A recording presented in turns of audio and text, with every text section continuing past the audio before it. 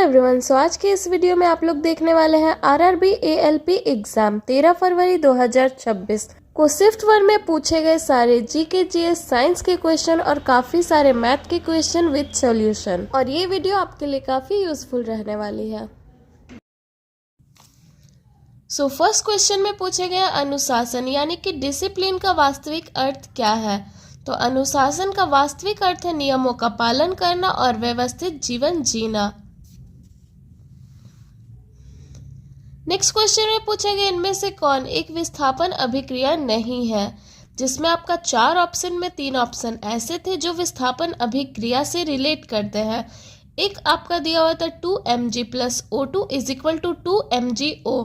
तो ये आपका विस्थापन अभिक्रिया नहीं है, बल्कि ये संयोजन अभिक्रिया है, जो कि करेक्ट आंसर होगा। विस्थापन अभिक्रिया क्या है? तो विस्थापन अभिक्रिया वो रासायनिक प्रक्रिया है जिसमें एक अधिक क्रियाशील तत्व किसी कम क्रियाशील तत्व को उसके यौगिक से विस्थापित कर देता है, यानी कि हटा देता है। तो ये है आपका विस्थापन अभिक्रिया।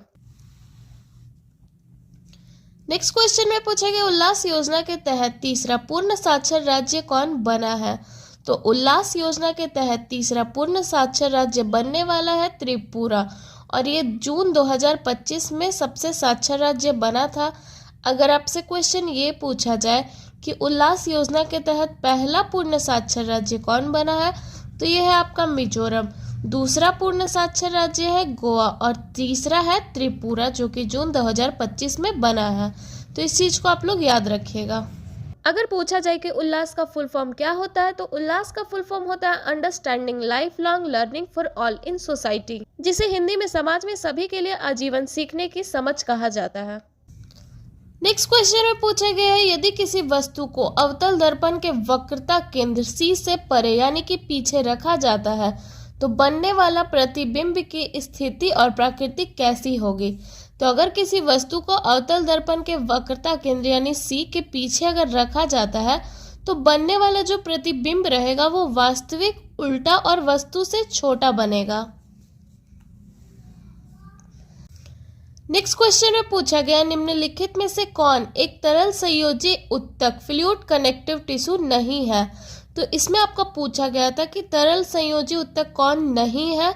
तो देखिए, तरल संयोजी उत्तक 2 ही होते, एक रक्त होता है और दूसरा लसिका होता है। इसके अलावा आपका मांस या मांसपेशी जो आपका ऑप्शन में दिया हो वो तरल संयोजी उत्तक नहीं, बल्कि ये पेशीय उत्तक है।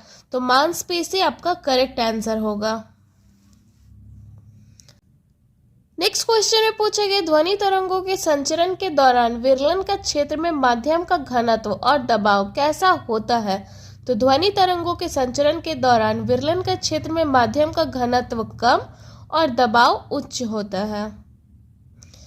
नेक्स्ट क्वेश्चन में पूछा गया निम्नलिखित में से कौन सा विषमांगी मिश्रण यानी कि हेट्रोजेनियस मिक्सचर का गुण है। तो विषमांगी मिश्रण का गुण है कि इसके घटकों को भौतिक रूप से अलग अलग देखा जाता है, यानी कि विषमांगी मिश्रण में जो मिश्रण होता है वो पूरी तरह से नहीं मिलता है। जैसे तेल और पानी ये अलग अलग दिखाई देते हैं। यही अगर समांगी मिश्रण का पूछा जाए तो समांगी मिश्रण पूरी तरह से मिक्स हो जाता है, जैसे पानी चीनी या फिर पानी नमक का घोल। नेक्स्ट क्वेश्चन है मैथ का, जिसमें पूछा गया था 49 और 16 के बीच मध्य अनुपाती क्या है। तो यहाँ पे 49 को हम लोग A मान लेंगे और 16 को हम लोग B मान लेंगे। इसे निकालने का फॉर्मूला है √A × B। रूट में आ जाएगा आपका 49 × 16। 49 का रूट होता है 7 और 16 के रूट का वैल्यू होता है 4। यहाँ पे 7 4 जा 28 आपका मध्य अनुपाती आ जाएगा, जो कि आंसर होगा।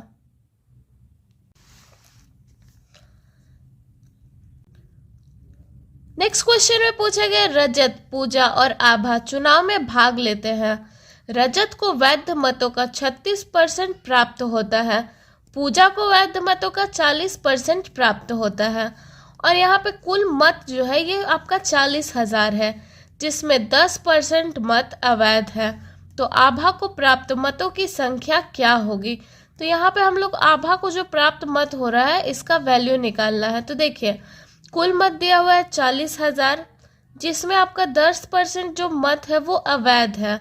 तो 40,000 का 10% हम लोग निकाल लेंगे। यहाँ पे 0 0 कैंसिल हो जाएगा, ये इंटू होने पे यहाँ पे 4,000 आपका अवैध निकल जाएगा। तो 4,000 जब अवैध मत निकल गया तो यहाँ पे 36,000 वैध मत बच गया। अब ये जो 36,000 वैध मत है ये तो अपने आप में 100% है, क्योंकि ये तो टोटल वैध मत ही है, अवैध तो यहाँ पे निकल गया। तो 100% इज इक्वल टू 36,000, यह आपका वैध मत है। इस 100% में से रजत को 36% मिल गया, पूजा को 40% मिल गया, तो बची कौन? आभा। तो आभा को मिलेगा 24%। 100 में से जब 36 और 40 चला गया तो बचा 24%। तो यहाँ पे 24% इज इक्वल टू क्या होगा? तो यहाँ पे क्रॉस हो जाएगा। जब भी यहाँ पे इज इक्वल टू हो यहाँ पे क्रॉस होगा, हो जाएगा 36,000 गुना 24 बटा 100। 0 0 0 0 कैंसिल हो गया और 360 को 24 से गुना करने पे आ जाएगा 8,640, जो कि आभा को मत मिला है।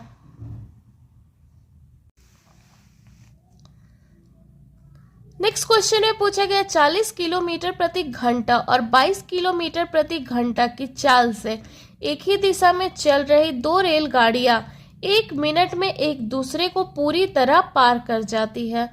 अगर पहली रेलगाड़ी की लंबाई 125 मीटर है तो दूसरी रेलगाड़ी की लंबाई कितनी होगी? तो यहाँ पे दो ट्रेन है, एक का लंबाई 125 मीटर है और दूसरे का यहाँ पे पूछा गया है। तो इसको निकालने का फॉर्मूला है T1 plus T2 is equal to S1 minus S2 into 5/18 into 16। ये इसलिए क्योंकि यहाँ पे दिया हुआ है किलोमीटर प्रति घंटा में। अगर हम लोग यहाँ इसे मीटर प्रति सेकंड में चेंज कर लेंगे तो यहाँ पे 5/18 या 60 नहीं लगाना पड़ेगा। अब यहाँ पे दिए गए सारे वैल्यू को फॉर्मूला में पुट करना है। तो ट्रेन 1 की लंबाई 125 प्लस ट्रेन 2 की लंबाई हम लोगों को निकालनी है is equal to S1 minus S2 का अर्थ है स्पीड 1 माइनस स्पीड 2। पहले का स्पीड है 40 किलोमीटर, दूसरे का स्पीड है 22 किलोमीटर। तो इन दोनों को आपस में माइनस कर देंगे तो यहाँ पे 18 किलोमीटर प्रति घंटा आ जाएगा। अब इसे सेकंड में चेंज करने के लिए इंटू 5/18 इंटू 16। 18 यहाँ पे कैंसिल हो जाएगा और 60 पाँचे हो जाएगा आपका यहाँ पे 300। अब T2 इज इक्वल टू यहाँ पे आपका 60 पाँचे 300 माइनस 125। क्यों? क्योंकि यहाँ पे जो 125 प्लस में दिया हुआ है, जब इसे इधर चेंज करेंगे तो ये माइनस में हो जाएगा। तो यहाँ पे से 300 में से 125 गया तो 175 मीटर आपका ट्रेन 2 का लंबाई आ जाएगा, जो कि आंसर होगा। नेक्स्ट क्वेश्चन जो कि काफी इजी पूछा गया क्वेश्चन है 60 का 50%, 40 के 30% से कितना अधिक है? तो यहाँ पे निकालेंगे 60 का 50%, 60 गुना 50 बटा 100। 0 0 कैंसिल हो जाएगा, यहाँ पे आ जाएगा 6 5 30। अब निकालेंगे 40 का 30%, तो 40 गुना 30 बटा 100। 0 0 कैंसिल हो जाएगा, 4 तिया 12 आ जाएगा। अब यहाँ पे पूछ रहा है कि ये जो 30 है ये 12 से कितना अधिक है, तो 30 माइनस 12 आपका आ जाएगा 18 आंसर। अगर यहाँ पे पूछा जाता कि ये जो 30 है ये 12 से कितना परसेंट अधिक है, तो यहाँ पे ऐसे करते हैं 100% इज इक्वल टू 12, यहाँ पे करते 30 इज इक्वल टू वॉट, यहाँ पे क्रॉस होता, उसके बाद 100 गुना 30 बटा 12 और इसे सॉल्व करने पे आपका आ जाता 250, जो कि 100 से 150% अधिक है। तो 150% आपका आंसर होता। नेक्स्ट क्वेश्चन में पूछा गया 0.48 और 1.20 और 1.68 का HCF और LCM क्या है, यानी कि इसका हाईएस्ट कॉमन फैक्टर और लोएस्ट कॉमन फैक्टर क्या है। क्वेश्चन में यहाँ पे पॉइंट में दिया हुआ है, इसीलिए इसे थोड़ा ऐसा इजी करने के लिए इसे बट्टा में लिख लेंगे। तो ये हो जाएगा 48/100, क्योंकि पॉइंट के बाद 2 वैल्यू है इसीलिए 2 0 लगेंगे। यहाँ पे हो जाएगा 120/100 और यहाँ पे हो जाएगा 168/100 इज इक्वल टू आपका 48, 120 और 168 का HCF निकालने पे आ जाएगा 24, तो 24/100। तो यहाँ पे हो जाएगा 0.24 इसका HCF और यहाँ पे इन तीनों का LCM निकालेंगे तो LCM आएगा 1680, तो 1680/100। तो यहाँ पे आपका बीच में पॉइंट आ जाएगा और ये हो जाएगा 16.80 LCM। तो ये आपका आंसर होगा। तो क्वेश्चन है A and B complete a work in 2 days. If A alone can do it in 38 days, then B alone can do 9 times of the same work in कितना. ठीक है, इसमें क्या करना है कि ए और बी का जो काम कर रहा है वो 2 दिन काम कर रहा है. ठीक है, क्वेश्चन में ये बोल रहा है कि ए और बी कोई इसी काम को 2 दिनों में कर सकते हैं. ठीक है, और क्या बोल रहा है यहाँ पर कि ए उस काम को कितने दिनों में कर रहा है, तो वो 38 डेज में कर रहा है. ठीक है, तो यहाँ पर ए जो अकेले उस काम को 38 डेज में कर रहा है. ठीक है, तो दोनों का यहाँ पर टोटल वर्क कितना निकलेगा, तो इन दोनों का एलसीएम निकलेगा. एलसीएम क्या होगा यहाँ पर, तो 38 ही एलसीएम होगा इसका. ठीक है, अब इसका एफिशिएंसी क्या निकलेंगे, तो यहाँ पर एफिशिएंसी जो इसको डिवाइड कर देंगे यहाँ पर, तो 19 यहाँ पर आ जाएगा. ठीक है, और इसको डिवाइड करेंगे यहाँ पर तो 1, तो दोनों का एफिशिएंसी यहाँ पर आ गया है. ठीक है, दोनों का एफिशिएंसी आ गया है. अब यहाँ पर देखो ए का एफिशिएंसी 1 है. ठीक है, और यहाँ पर ए और बी दोनों का एफिशिएंसी मिला के 19 आ रहा है. ठीक है, इसको इस तरह समझ सकते हो कि ए एक दिन में एक ही कुर्सी बना रहा है और ए और बी दोनों मिलकर एक दिन में 19 कुर्सी बना रहा है. इसका मतलब है कि बी जो है 18 कुर्सी बना रहा होगा. ठीक है, अब क्या होगा, देखो बी हमें यहाँ पर क्या निकल गया, ए का एफिशिएंसी यहाँ पर दिया हुआ है 1. ठीक है, और बी का एफिशिएंसी क्या निकला, बी का एफिशिएंसी यहाँ पर इसमें से एक हटा देंगे यानी कि 18. ठीक है, क्योंकि एक ए का 1 है ना, तो बी का क्या होगा, इसमें से एक हटा देंगे इसका एफिशिएंसी, तो निकल जाएगा मेरा 18. ठीक है, अब क्या बोला है यहाँ पर कि बी जो है उस काम का 9 गुना, यानी कि टोटल वर्क कितना है मेरे पास 38 है. ठीक है, टोटल वर्क मेरे पास 38 है, उसका अगर 9 गुना करेंगे. ठीक है, उसको कितने दिनों में कर रहा है वो, तो वो कर रहा है यहाँ पर बी कर रहा 18 है, तो उसका एफिशिएंसी 18 यहाँ पर डिवाइड कर देंगे उसको, 9 दूना 18. ठीक है, इसको काटेंगे हम तो आ गया मेरा 19, काटेंगे 2 बार में, यहाँ पर 19 आ जाएगा, जो कि मेरा आंसर होगा 19 डेज, जो कि ऑप्शन नंबर मेरा बी सही होगा. ठीक है, इस तरह क्वेश्चन इसी तरह बनेगा, बहुत ईजी क्वेश्चन था. Thank you. सो ये सारे क्वेश्चन आपका आज का 13 फरवरी का शिफ्ट 1 में पूछा गया था.